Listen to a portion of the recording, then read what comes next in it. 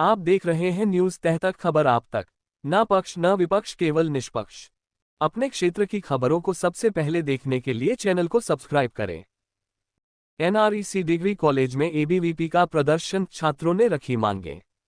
Bulandshahr Khurja. NREC degree college में अखिल भारतीय विद्यार्थी परिषद एबीवीपी के बैनर तले छात्रों ने जोरदार प्रदर्शन किया।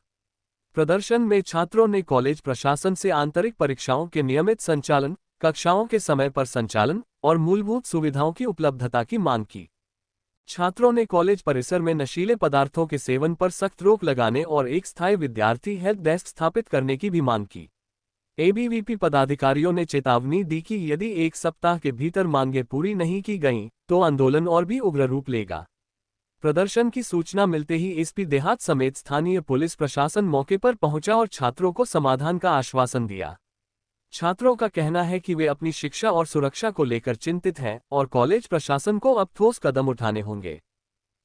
क्या नाम है आपका और संगठन में किस पद पर है? मेरा नाम कमल है और मैं विद्यार्थी परिषद में पूर्णकालिक कार्यकर्ता विभाग संगठन मंत्री के दायित्व पर हूँ।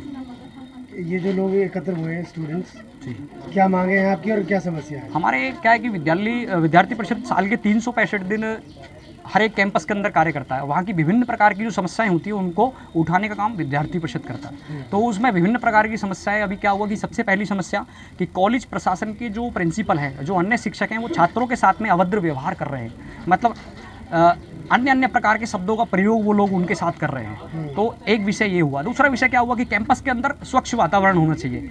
और अभी हम यहाँ देख रहे हैं, अभी हमारे पास सारे उसके प्रारूप हैं कि जो शौचालय है वो शौचालय टूटे पड़े हैं, इतनी गंदगी उनके अंदर हुई पड़ी है, ना उनके ऊपर छत है ना उनके ऊपर किवाड़ है। आप समझिए उसमें किस प्रकार के हमारी छात्राएँ रहने जा सकती हैं, कैसे उसमें छात्र जा सकते हैं। ये विषय निकल के इस प्रकार के बहुत सारे विषय। दूसरा, प्रिंसिपल ऑफिस के 100 मीटर के दायरे के अंदर ही वहाँ पे शराब की शीशियाँ मिलती हैं, उसका भी विषय हमारे पास है, उसके सारे साक्ष्य हमारे पास हैं, उनको बताया हमने सारा विषय।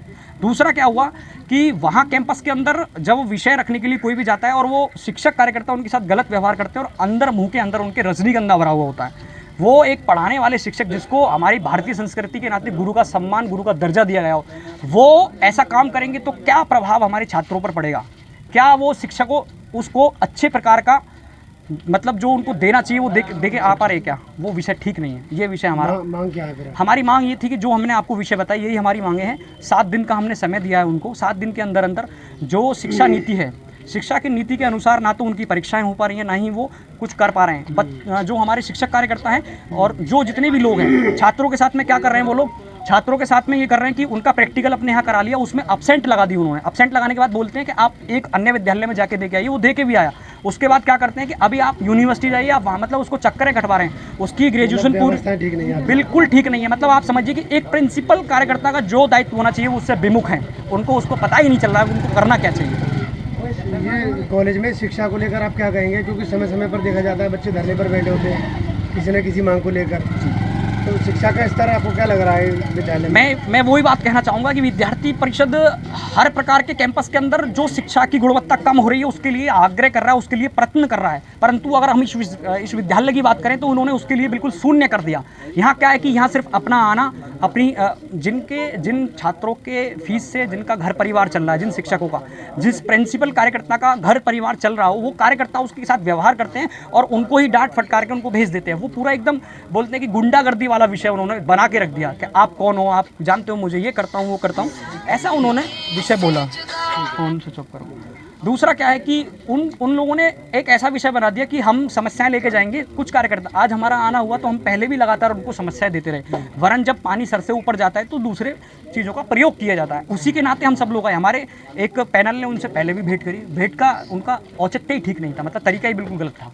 कैसे व्यवहार के साथ उनको बात करनी चाहिए, उन्होंने बिल्कुल उस प्रकार से बात नहीं करी। क्या आश्वासन मिला है फिर आपको? आश्वासन ये मिला है कि 7 दिन के अंदर हम इन समस्याओं को दूर करेंगे। और एसपी देहात वो वहाँ पे उपस्थित थे, उनके संज्ञान में ये जो ज्ञापन हमने उनको प्रेषित किया है। और 7 दिन बाद विद्यार्थी परिषद उग्र आंदोलन करेगी। ठीक, थैंक यू।